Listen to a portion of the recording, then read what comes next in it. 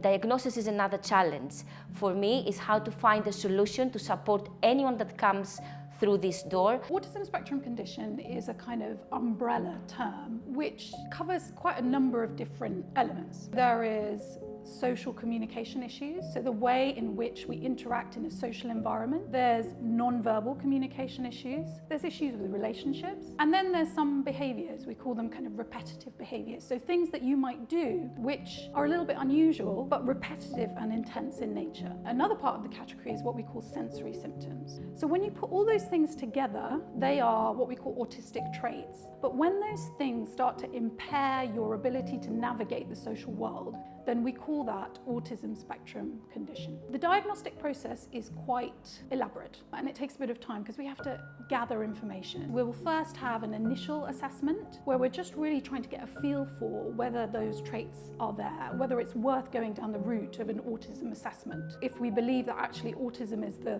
thing to look for, we'll do some gold standard assessments using specific tools. Now, all of us use slightly different tools depending on the child or young person or adult that we're working with. We might use a tool like the ADIR, which is a kind of history-taking tool. There's a similar tool called the DISCO, another history-taking tool. And we'll also use gold standard observational tools such as the ADOS. You will have a sort of series of appointments where those history-taking tools will be used and then an observation. We work as an MDT, so that means multidisciplinary team. We'll talk to each other about what they think. What did we find? What kind of traits were there? Are they significant? We decide whether autism is the right diagnosis for your child or for yourself. We then meet with the parents to give them some feedback on what we think. The other thing that's important is to be very detailed. So we're not just looking through the lens of autism because often autism overlaps with other conditions. So for example, another neurodivergent condition is ADHD. Maybe you're looking for ADHD and not autism, or maybe both.